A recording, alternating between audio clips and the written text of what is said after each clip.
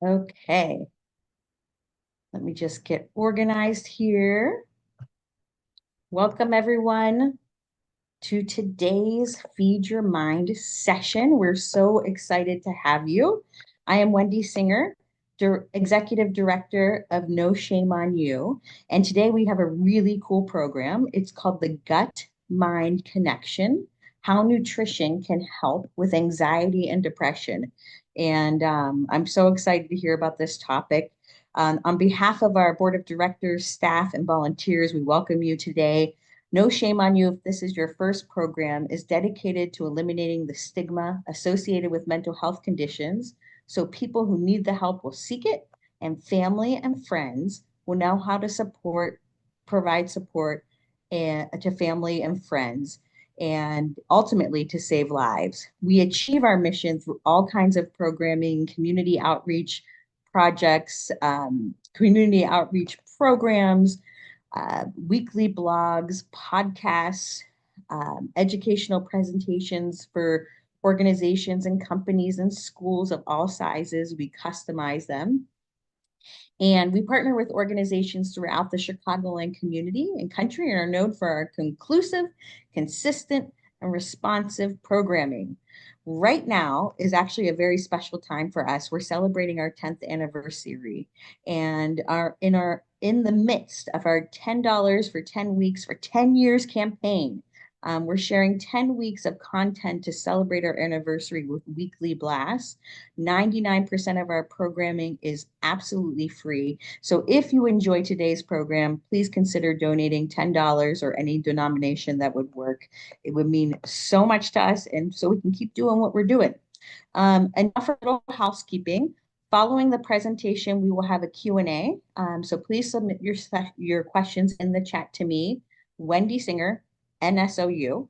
And the purpose of this program is for educational purposes only. It's not a substitute for professional advice or a diagnosis or treatment, and always seek the advice of a mental health professional and other qualified health professionals with any questions you might have. And now I want to introduce you to somebody that we're so grateful to have presenting today. Meg Bowman is a dedicated nutrition professional with a passion for empowering her clients. At Nutrition Hive, her organization, she works with individuals facing mental health concerns and gastro challenges, applying weight inclusive functional medicine approach. As the co-founder and clinical supervisor at Clinician's Incubator, Megan offers case consultations and mentorship to other nutrition professionals. When she's not working, Meg enjoys walking the dog, reading books, and cooking. Connect with Meg, and I'll put this in the chat. You can connect with her at Nutrition Hive on Facebook. So on Facebook, Nutrition Hive, at symbol Nutrition Hive, and on Instagram at nutritionhive.health. So I'll put that in to the chat. Without further ado, I pass it on to Meg. Thank you for being here, Meg. Well, thank you so much for having me, Wendy. I'm super excited to talk about this. So nutrition was actually a career change for me. About 10 years ago, a little more than that, I got diagnosed with an autoimmune, and within 3 months, I went back to school. I had worked in ad agencies in the PR department, and so this was a very big shift for me in terms of career path. And, from the moment that I went back to school, I really wanted to focus on mental health. And 10 years ago, wow, there was not a lot of interest. I would tell people that my nutrition specialty was mental health, and they would look at me like I was crazy. And it has been lovely to see the increased interest in how to use nutrition to support our mental health. So I'd love to share my screen here, and it's going to look a little weird for a second, and then I'll put it into presentation mode, and then we'll be fine. Ah, Canva. Oh, this is not even the beginning. Come on, Canva. All right. So what we're going to talk about today is that intersection between the gut and the brain, and how nutrition can help support anxiety or depression. And I'm going to spend a lot of time actually talking about the nervous system, which may seem a little bit weird, because you're probably like, just tell me what to eat. Uh, and at the end, I will give some advice on some foods that your gut will think are safe, that bring safety to the gut. But I want to first really talk about what that gut-brain connection is, because there's a few different ways that we can send messages of safety via that gut-brain connection. So by the time that we're done, I'm going to hopefully have proven this pretty radical statement that one of the best ways that you can send messages of safety to your brain to relieve anxiety or depression is through your gut. Let's see if I can get us there. Okay. So let's start here. Depending on the study, the most recent one for any clinicians that are in the room, the most recent one in 2013 is from JAMA. But depending on the study, 60 to 90% of primary care visits are due to stress or trauma, right? So these are people going to primary care with the root cause of that being stress or trauma. Now, of course, that is not, oh my gosh, I just had a horrific day at work. Let me go to primary care. I kind of wish that's how it works, but that's not how it works. The way that it works is I had a horrific day at work. There was in a road rage incident, a relationship is being very problematic, etc. And the wear and tear that takes on our nervous system, the chemicals that our body creates in response to that, the way that our immune system shifts in response to that allows us to get sick more often. So it's really common. As an example, I had one client who was just getting endlessly cold, flu, strep again and again and again and again. And when she finally finished that really difficult, challenging project at work under a very toxic boss, it was not good stress. I know good stress exists. This was not that, right? She stopped getting sick so often. That's what I'm talking about here. And it's important to know how big that effect is. That's huge. 60 to 90%. So if you think about the last time that you had to go to urgent care as an example, what was going on in your life before that? What messages was your body sending to your brain? What messages was your brain sending to your body? Very interesting question. Okay. So I'm going to use an analogy here of a 3-lane highway. So those of you that are local, I'm in the Chicago area. Let's picture 94. Those of you that are not local, a big highway, right? And I want to imagine a 3-lane going one direction. Okay. I like to spend my time in the middle lane. Because guess what? In the middle lane, people aren't freaking out. You can have the radio on. You can sing along to the radio. You're just going about your business. Nobody's got the gas. They're not like speeding past you. Well, they might be speeding past you on the left side, but like it's happy in the middle lane, right? That's what our nervous system thinks regulation feels like. When you're in the middle lane, when you're in a situation where your nervous system is in the middle lane, things are possible. I can listen to a podcast and hear it in the middle lane. I could talk to a friend who's sitting in the next row, next seat next to me. Or I could be comfortable enough just to drive silently to my destination, which I sometimes do without any distraction. And I'm just perfectly comfortable. That's fine. That's the middle lane. Okay, that's regulation. Now let's take a look at the far left lane. I don't know if any of you are far left drivers. My husband is a far left driver. When my husband drives, I try very hard not to like grab onto the thing at the little handle at the top of the door. But people in the far left lane, they push down on the gas a lot, right? We're moving. We got to be even more aware when we're in that far left lane because we're moving so fast, right? Everything's moving. And there's a lot of like angry people who have a tendency to sometimes go into the left lane. They're mad because you're going too slow for them. That's hyperarousal in my metaphor. I'm not calling anybody out. Hyperarousal, or if you like polyvagal theory better, sympathetic, right? There's a lot of gas in the system. Okay. Now, let's go over to the far right lane. Your blinker is still on in the far right lane. You turned onto the highway 2 miles ago and your blinker is still going and you are oblivious. Like you are out. Everybody is flying past you and you're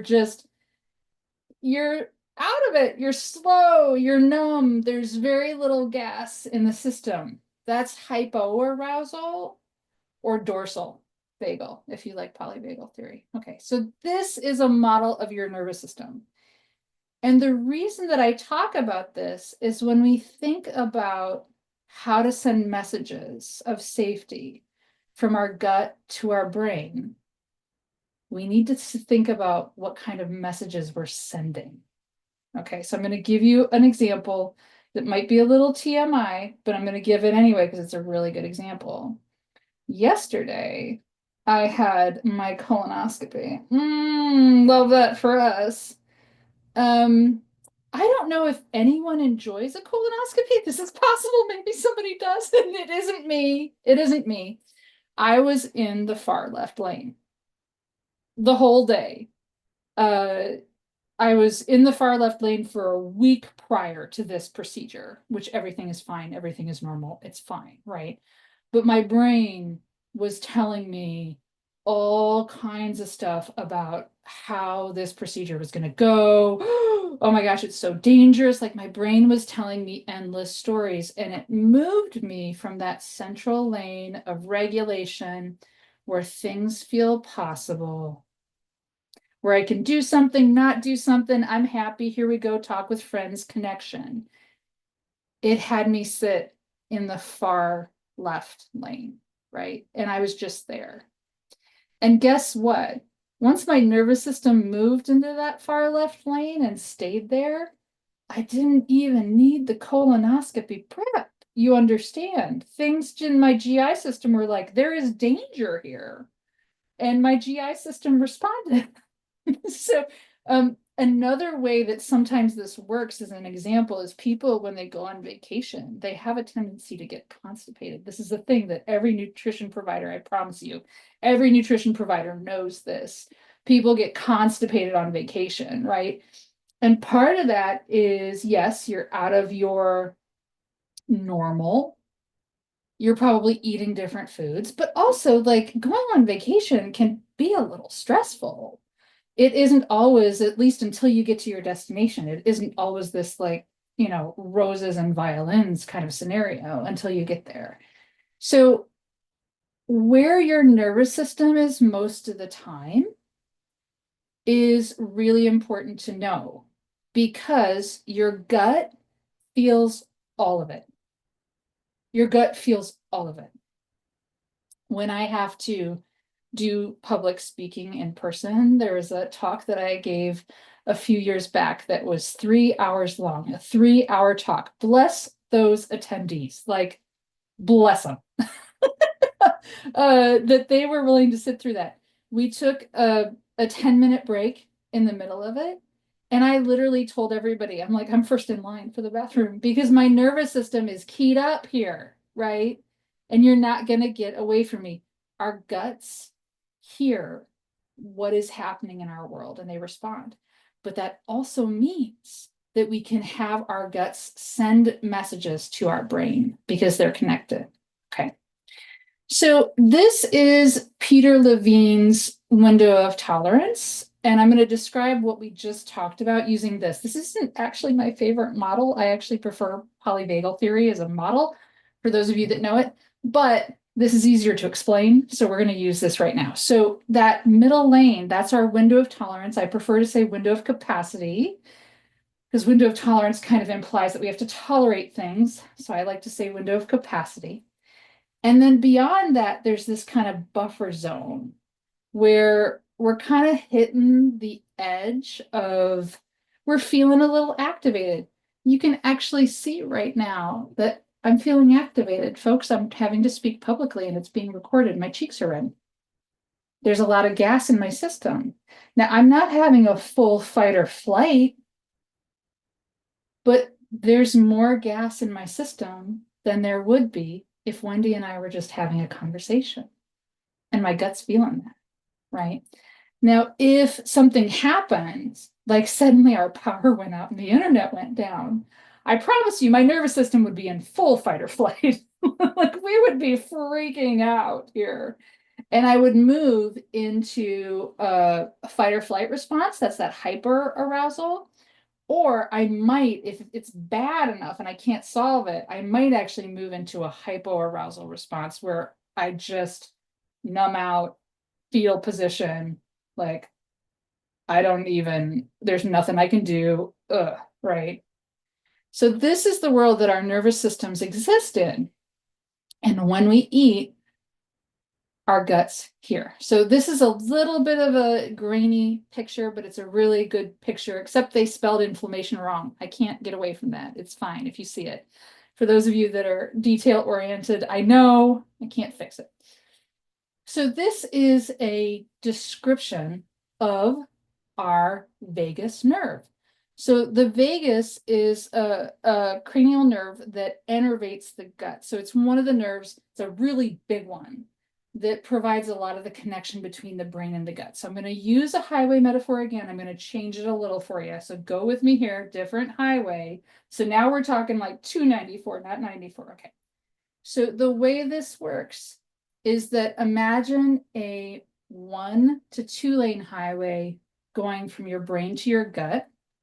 So if we're going north on 294, that's 2 lanes only, 1 to 2 lanes only. And now imagine the road, the side of the highway going from your gut to the brain. That's 8 to 9 lanes. The amount of cars that can go from your gut to the brain, the amount of information that can go from your gut to the brain is so much more that can go from your brain to your gut, right? So much more information.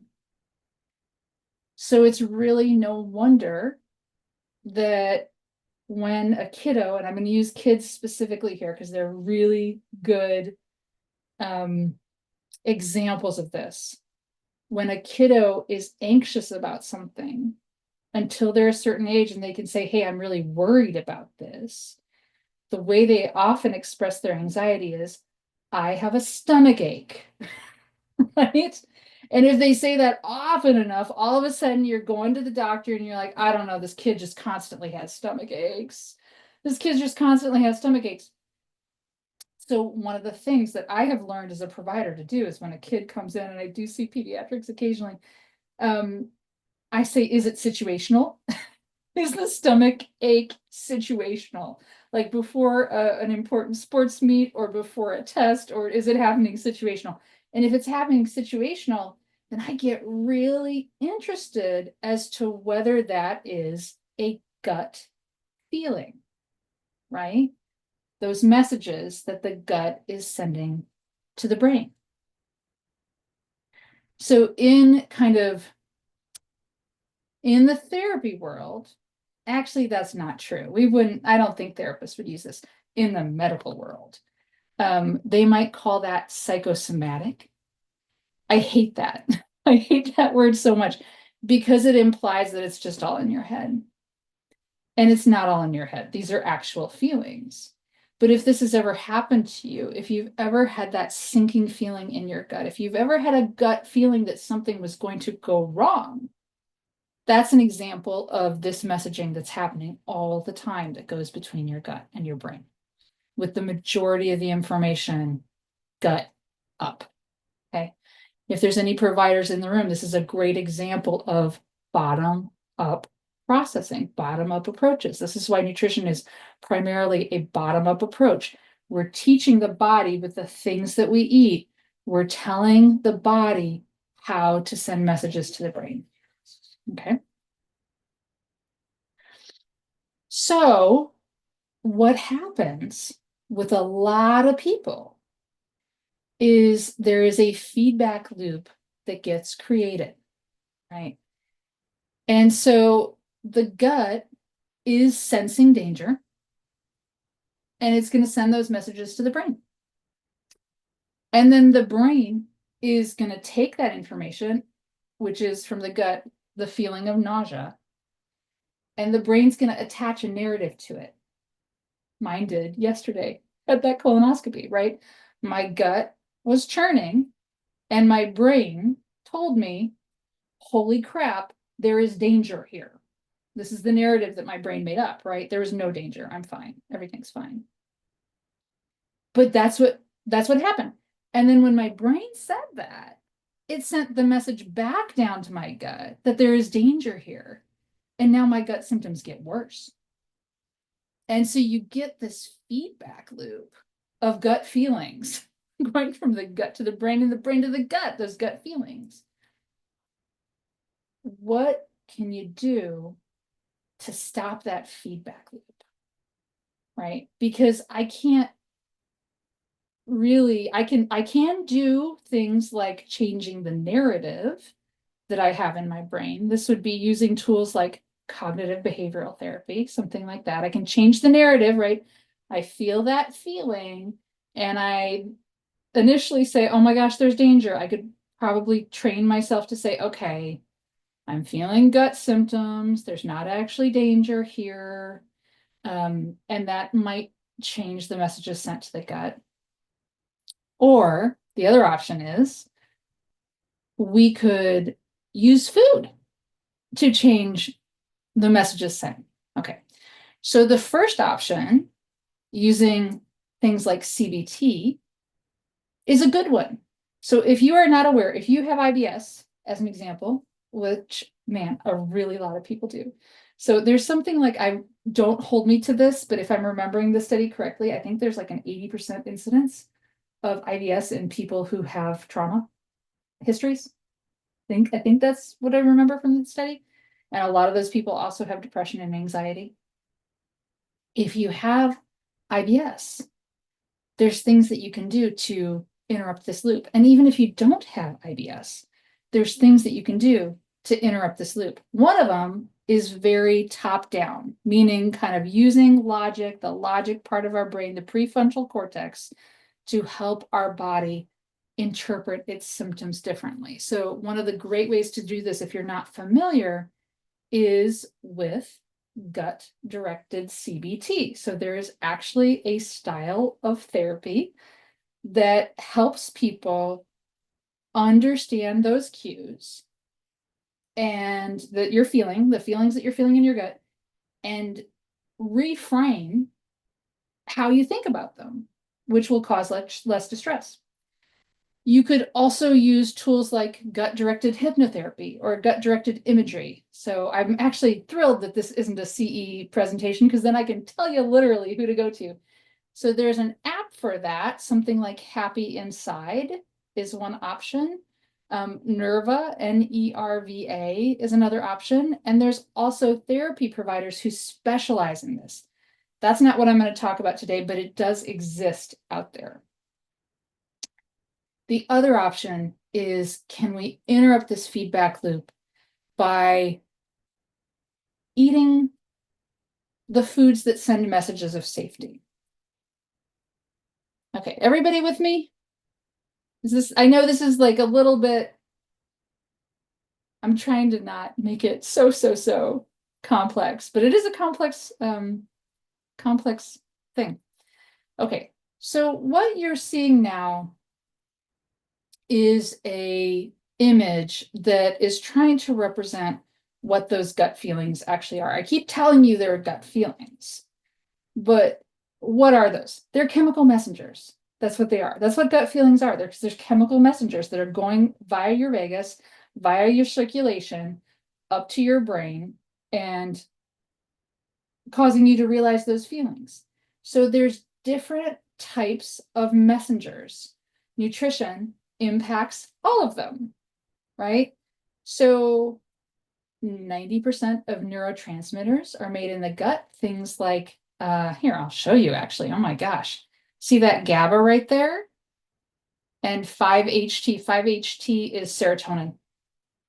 So if you want GABA to feel calm, if you want serotonin to stay in the middle of the lane, 90% of that is made in the gut. Now, for those of you that are aware of this, I feel that there are people out in the audience that say, but I thought serotonin was made in the brain. Yes, that's true. That's true. Serotonin is made in the brain. And the gut also needs to make serotonin in the gut. Because if it doesn't, you won't poop. Because serotonin influences motility. So you definitely need serotonin in the gut. But also you need that message sent from the gut to the brain. So when I'm talking about neurotransmitter production by eating protein, by eating vitamins and minerals, I'm not implying that that is suddenly going to raise the amount of serotonin in your brain. That's not what I'm implying. I am implying that it's going to raise the amount of, theoretically, serotonin production, or at least enable it to be possible in your gut. And when that happens, messages of safety will come. But that's not the only way that it works. So also there's cytokines. So both inflammatory cytokines and anti-inflammatory cytokines. So danger messages and safety messages that get made in the gut. There's all kinds of different ways that the gut sends messages of both safety and danger. A lot of those ways are nutrition mediated. Okay, not all of them, but a lot of them. So if I were to really simplify, right, for a mass audience, some key things that I would focus on, this is what I would focus on. Now, I will tell you, it is a little difficult for me as a provider to come up with this list because when I see a client in session, I'm trying to understand 10,000 things, right? What do they currently eat? What do they like? What do they not like? What does changing their nutrition in and of itself do to their mental health? That's really important because if changing something about your nutrition leads you into disordered eating or eating disorder behaviors, we want to be really, really, really cautious about it. But I'm also, even beyond that, just trying to understand what other conditions do they have that we could support using nutrition. What does food look like in their home environment?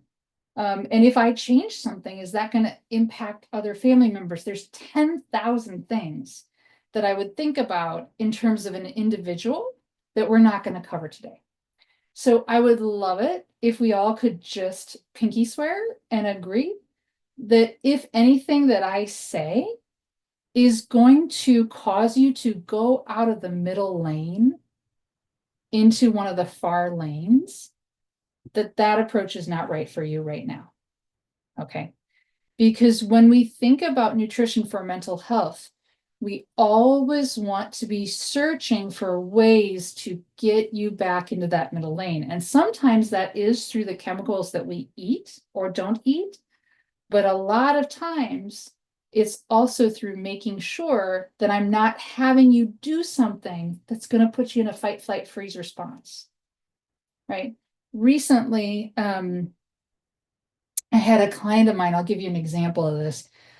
I had a client of mine who went to the physician and their cholesterol was up. It was not horrific. It was like 208. But their doctor was wanting to put them on a statin, and my client happens to not want to do that. 208 is not that high for total cholesterol, but their doctor was being very, very, very aggressive and preventative. And the doctor said, well, you could just eliminate, and then they listed a whole bunch of foods that they wanted this person to eliminate, right? And the doctor was not aware, did not bother to ask. We're going to give him the grace and say was not aware, hadn't been trained to ask what relationship with food that person had. And so that person had an eating disorder in their teens and ended up in my office super triggered by that recommendation to eliminate blah, blah, blah, blah, blah. So we're not going to do that. We're going to stay in the middle lane. So if something doesn't work for you, it doesn't keep you in the middle lane, that's it. We're not doing that thing. Okay. Thank you. I know that was soapboxy, but I do see clients for eating disorders. And so I need to give you nuance here because nutrition is nuance. And I certainly don't want to encourage disordered eating behavior. Okay. So these are the things that I would focus on for a general audience. Number one is protein. Now, I know protein is having a moment. Protein is having a moment right now. Holy crap, protein is having a moment. I can't even begin to turn on social media without seeing 10 ways to increase protein. Why do I care in terms of this topic today, right? I think often when we hear about protein, it's all about muscle building or all about managing how much we eat and how much we feel satiated and not eating too much. I think that's the language that we talk on social media when we talk about protein. I don't care about that. The reason that I care about protein is because it fuels the gut. Number one, protein is where we get the glutamine that is the fuel for our gut cells. So protein breaks down into amino acids like glutamine as an example, like tryptophan, which of course you got if you ate turkey. There's also almost equivalent amounts of tryptophan in chicken. So that whole turkey thing on Thanksgiving that the turkey is putting you to sleep is a little bit of a lie, but neither here nor there. Those amino acids fuel our gut cells. So we do need them. More importantly, like I said before, there are neurotransmitters like serotonin, GABA, dopamine for focus. My ADHD brain really needs more dopamine for focus, especially now that it's entered perimenopause. So we need these neurotransmitters to be made. Guess what the raw ingredient is for those neurotransmitters? It's protein, or more accurately, the amino acids that come from protein. So as an example, you can put somebody, and studies have done this, you can put somebody on a zero tryptophan diet. So tryptophan is the precursor for serotonin. And there have been quote unquote tryptophan deprivation studies where they find people to study that do not have anxiety or depression. Where they find these people, I don't know, but they find them. They put them on a liquid diet, which would admittedly depress me. But they put them on a liquid diet for a week and they take out the tryptophan out of the protein that's in that liquid diet. In half a week, about half of the people have anxiety or depression. It doesn't happen super often in a regular world. Like in my practice, has protein been the thing super frequently? No, but it is something that we want to focus on. I've seen this happen frequently in certain populations. Teenagers are sometimes not awesome at eating a lot of protein. Like they eat a bagel for breakfast, which again, I had a bagel this morning. I'm not objecting to the bagel. They eat cheese pizza for lunch with maybe a little protein, and they eat like, I don't know, for dinner. And there just isn't enough protein to support puberty and also support their mental health, right? So it is something to check. It isn't the whole solution for everybody, but it is something to check. The other thing to be aware of is that, of course, protein makes serotonin. It's the raw ingredient to make serotonin, which does impact gut motility. So if you're constipated, sometimes you give a client, if you're me, you give them a prokinetic, which is a supplement that makes your bowels move more. And one of the prokinetics out there is serotonin. So we give it in the form of 5-HTP to help somebody poop more. One quick note, if you are on any psychopharm, Prozac, Lexapro, literally any psychopharm, do not take 5-HTP. We do not want serotonin syndrome. I just had to put that in there for, practical reasons. But if you're not, and you have some constipation, it's worth trialing a little serotonin. So one other thing to think about is color. If there is one thing that your body interprets as safe, it is color. And by that, I mean polyphenols. Your body interprets polyphenols as safety. We have seen this again and again and again. There are studies just on depression and polyphenols. There's endless studies on the anti-inflammatory properties of polyphenols.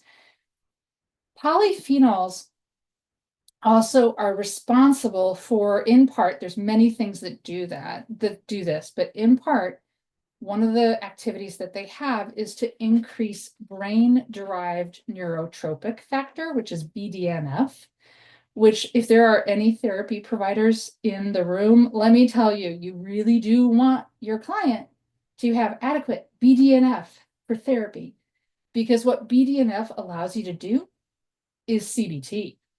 If you want to change the narratives that you have about things, if you want to have neuroplasticity and be able to change your mind about things, you want to be able to change. You need BDNF. And there's a few ways to do that. Exercise is one way to do that. But another way is through eating color. One other thing that's really important about fruit or vegetables or color in general is that our guts can turn them into a chemical of safety called a short chain fatty acid. So these are chemicals like butyrate, acetate, and propionate that our guts use to literally, create neurotransmitters, but literally our guts use these to send messages of safety to our brain. And so when I talk with clients about color and adding color to their diets, I think I sometimes get a lot of resistance, which I understand. Holy crap, I have a vegetable hospice. I assume you all have a vegetable hospice, right? The vegetable drawer in your refrigerator, right? Where vegetables go to die. I think we all have vegetable hospices. That's okay. There are some easy things that you can do relatively cheaply to increase your intake of fruit and vegetables and the different colors. My favorite way is going to sound crazy. Honestly, I would just go to the salad bar at the grocery store. If your grocery store has a salad bar, you would be amazed at how many, just get the vegetables, just get little bits of different vegetables. I also do this for clients that are exploring whether they like a vegetable. Like, yeah, you could go get the whole celery, but why not just get like this much? It's going to cost you like 30 cents. So explore the salad bar to get different colors. The other thing, usually, not always, but usually often, fruits and vegetables that you eat now come in different colors. Carrots come in the bag of orange, but they also come in the bag of purple and whatever.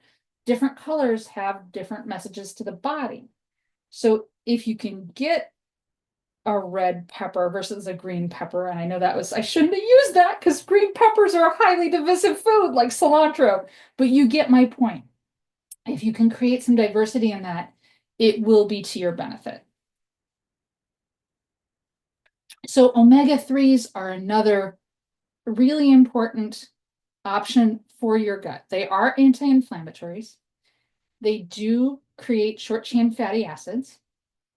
And some researchers are actually asking whether we should class omega-3s as prebiotics, meaning components that feed gut bacteria, because of the positive shifts that we see in the gut microbiome balance in people who eat omegas. To give you a little bit of context about this, I've been doing this job for 10 years at this point. I have seen 3 normal omega-3 indexes, 3 in 10 years. 2 of those were my interns, so they do not count, right? They don't count. So technically 1, right? So I would prioritize that. And a lot of people, we just don't get it through our food. And so in these instances, if a supplement is possible, go ahead. That would be great. What you want to do if you want to get a supplement is you want to make sure that it actually has omega-3s in it, because something labeled fish oil does not necessarily have to have omega-3s in it. So you want to look and see that the majority of what's in there is omega-3. So it's going to be either EPA or DHA, most likely a combination of both. And you want that to be the majority. So sometimes you'll get a 1 gram omega, and in that 1 gram omega, there's 150 milligrams of DHA. That's a waste of money. It's not a waste of money. It's an anti-inflammatory, but not for this. We want something that's got like 800 or 900 milligrams of EPA or DHA. Okay, preferably both. Then finally, the last thing I want to talk about is fiber. Now, let me be really clear. We do not want disaster pants, people. We don't want disaster pants. I had, this was a male client, mid-50s. We were talking about adding a fruit or a vegetable once a day. Dude went home and added 9 servings of fruit or vegetables a day. By the next time that I saw him, I have never seen somebody so constipated in my life. We don't want disaster pants, people. So if when you start adding things with fiber, your gut sends you gut messages and gut feelings, back off. It may not be for you, or go see somebody that works in nutrition and we can help you figure out what's going on. Okay. So fiber also helps create those short chain fatty acids, that butyrate. That's such an important chemical for your gut. The other thing it does is feeds diversity, right? If you eat the same thing every single day for 2 years, I've seen those people. I mean, that isn't, sometimes I really want to do that because that would make my brain space, that would take so little brain space. That'd be great.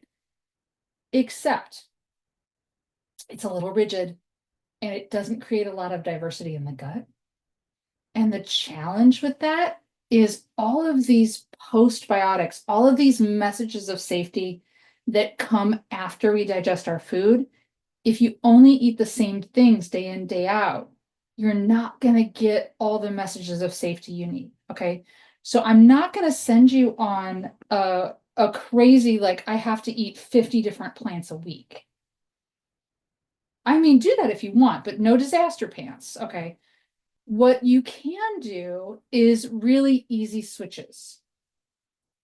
Gala apples, if you normally eat Gala, get Honeycrisp next time. If you normally get bagged carrots, get the loose carrots. Get a different brand, right? Even though these are the same foods, they were grown in different soils. They're going to have different bacterial input. At a minimum, do that, right? Optimally, you'd have some diversity in your diet where you're not eating the same thing every single day for year over year to send messages of safety to your gut. Okay, so what we've really been working on is the left side of this. So what can we feed our gut so it sends those messages of safety to the brain? Let's look for just a second at the other side of that, where we tell ourselves stories about a food and how that sends messages to our gut. So imagine ice cream. You are with friends. You're downtown, I don't know where. You're walking around. You're having a lovely day. Y'all think about sitting at a coffee shop. You're going to go get your drinks, and then somebody hears the ding, ding, ding of an ice cream truck. And your friends are like, oh my gosh, this is amazing. This reminds me of childhood. Let's go get an ice cream. This is amazing. And you're like, yes, this is amazing. Let's do this. And you go eat your ice cream and you go back and you get your coffee and you sit down outside and you guys are having an amazing time. What lane are you in terms of the messages that you're sending to your gut? Okay, you're in the middle lane. Things are possible. Things feel good. Let's take that same ice cream. It's the same ice cream cone and switch the scenario a little bit. So you're with your friends, they hear the ice cream truck, and all you can think about is, I shouldn't eat that. That's horrible for me. I'm a horrible person if I eat it. If I eat that, I got to go to the gym. If shame, blame, messages. What message is that sending to your gut? All of a sudden, you're not in the middle lane. You're either in the far left lane, I got to fix it, fix it, fix it, fix it, fix it, or you're in the far right lane. And yeah, peer pressure, you might eat that ice cream cone, but I almost promise you, you're not going to notice that you did. Have you ever had that? Where you've eaten something and you get to the end of the plate or the bowl and you don't even know, you don't even remember eating it? Like you're in the far lane, right?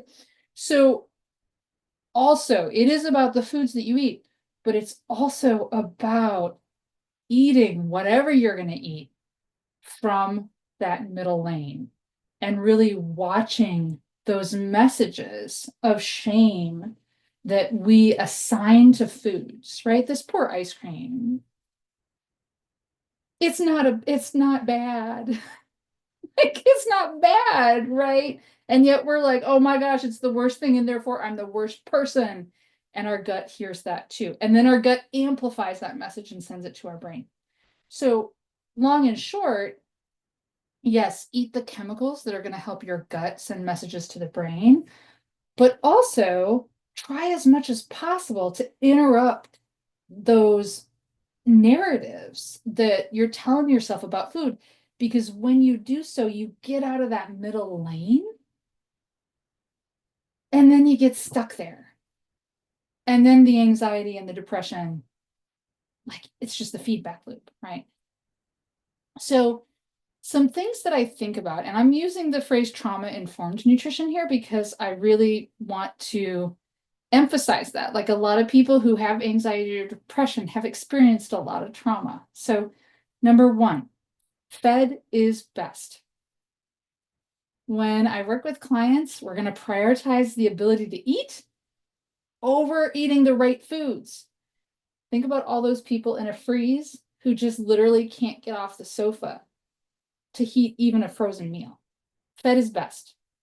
Two, you are the expert on your body. So if there's something that you're eating that's causing all kinds of gut issues, it doesn't matter whether that food is quote unquote healthy. Your gut's nervous system is saying that's danger, right? And then three, this is what we do a lot of as nutrition providers. Like, let's build a toolkit for how to eat when you're outside of that middle lane.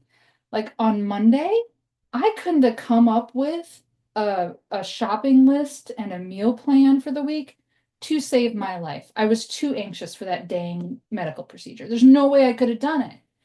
So, if possible, one of the best ways to work on that gut brain axis is actually to make a list in your phone, on the fridge of 2, 3 meals. Then, when you're outside that middle lane, those are go to reliables. I actually have a client who has a grocery list that is, she already puts it in the app for delivery. And she doesn't normally order those foods, but those are her like survival crap's going down. I can't manage to think, and then she just has to press send and the groceries arrive. So think about building a toolkit. So hopefully today I gave you a little bit of an indication, and this is like, oh man, we barely touched the surface here. A little bit of an indication of some of the ways in which we can use that gut brain connection to send messages of safety. So feel free. I know sometimes people have really specific questions. Um, Obviously, I can't give specific advice outside of a client relationship, but if you have specific questions, feel free to ask. There's my email right there. And yeah, what questions do we have, Wendy? Meg, thank you so much. I love your presentation style. You're natural and real, and I will forever use your term vegetable hospice. It is a vegetable hospice, though, isn't it? Yes, it's so sad when that happens in our family, and I feel terrible, You but know it what? does. Pro tip, move all your condiments to the vegetable hospice and put your vegetables in the drawer, in the door. Keeping it real. I like it. That is Yeah, a good tip. yeah, Um, so we did have a couple questions. One was when you were speaking about omega threes, yeah. what do you recommend is the right amount of times to take omega three? How many times per day, week? What do you Yeah, think? it's a great question. So I'm going to give you a general answer. Um, you're going to probably want daily. Um, Most people start at about a gram or 1,000 milligrams a day. If it's in my office, like somebody that's coming to me for mental health, I'm probably going to dose 2 to 3 grams a day, but that can start getting expensive really, really fast.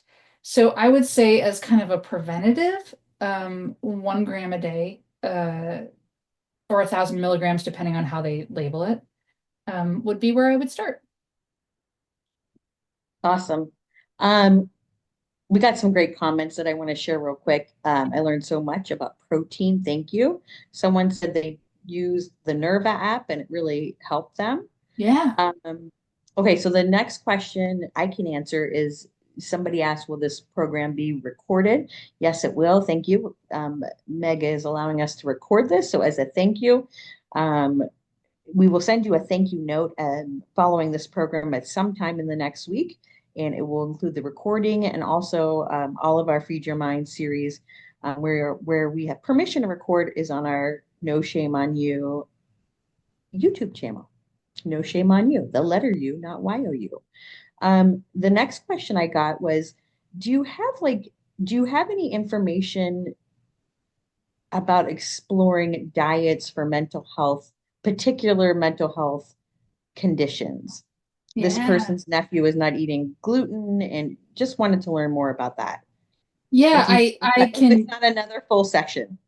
Yeah, absolutely.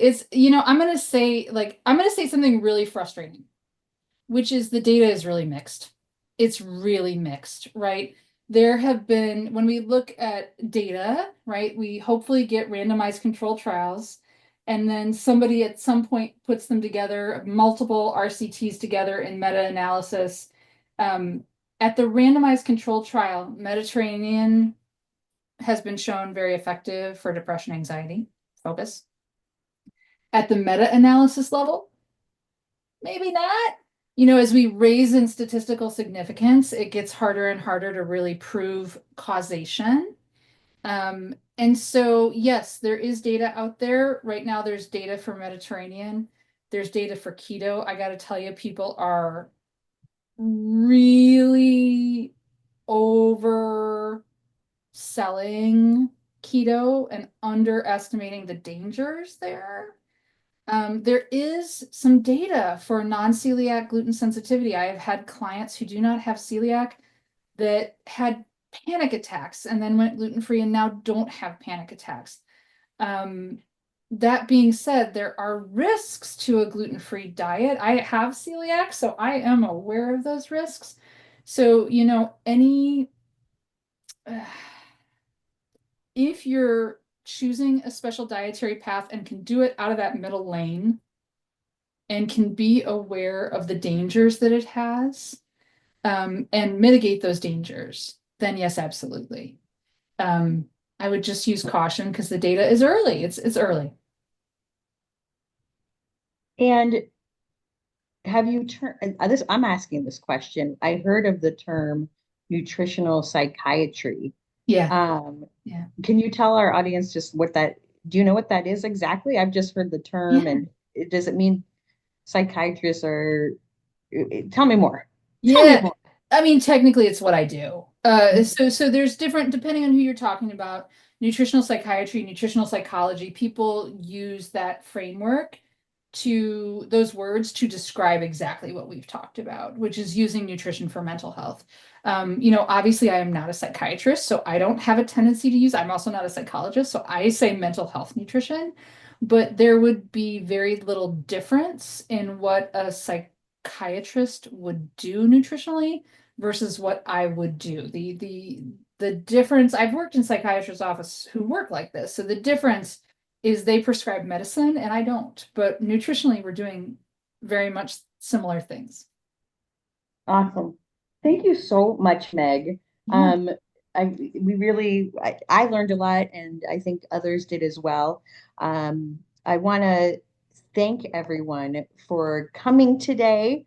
We don't have any additional questions that are floating in at this time. I put in the chat a quick survey. If you could take literally, it will take a minute to fill out. It helps us make sure that we're hitting the mark and reporting back to our funders. We would be grateful. Our next Feed Your Mind is next month on January 16th. It's called Compassion in Action. And we, No Shame on You, partnered with a wonderful organization here in Chicago called JCFS Chicago. And myself and one of the incredible educators there, Bracha Jakovsky, will be presenting on this joint program. And it's really how to support loved ones who are struggling through compassion and action. So I hope to see you there. You'll get to see us present. And finally, a reminder that it is our 10 for 10 campaign. Please consider a donation during this time, end of year, $10 or any multiple, so we can keep doing this for free. And I will close with we have one more question. And since we have 3 more minutes, I'm going for it. Is it okay, or, someone is asking about Chinese supplements as medication replacements.